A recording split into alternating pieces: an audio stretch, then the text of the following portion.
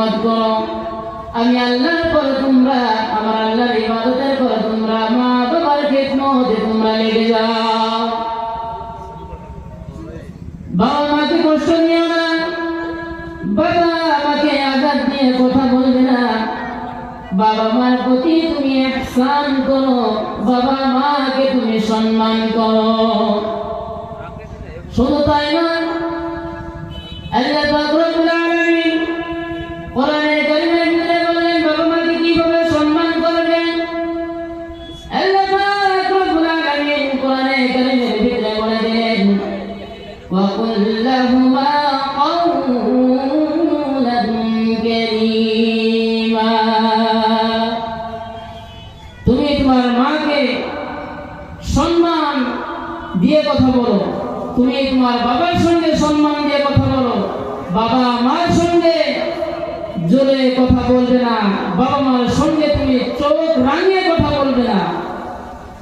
তুমি বাবা মার সঙ্গে নম্রতা ভদ্রতা সহকারে তুমি কথা বলো। যার জন্য আল্লাহ পাক রব্বুল আলামিন আমাদের বাবা মার জন্য দোয়া একটা শিখিয়ে দিয়েছেন। সেই দোয়াটি হলো রব্বিরহামহুমা কামা রাব্বায়ানি সগীরা।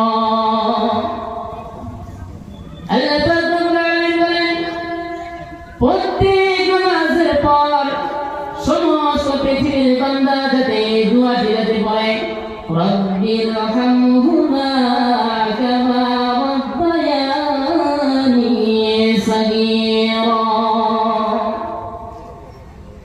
এই দোয়াটি যাতে প্রত্যেক নামাজের পর সমস্ত পৃথিবীর মানুষ যাতে বাবা মার জন্য এই দোয়াটি যাতে পড়ে।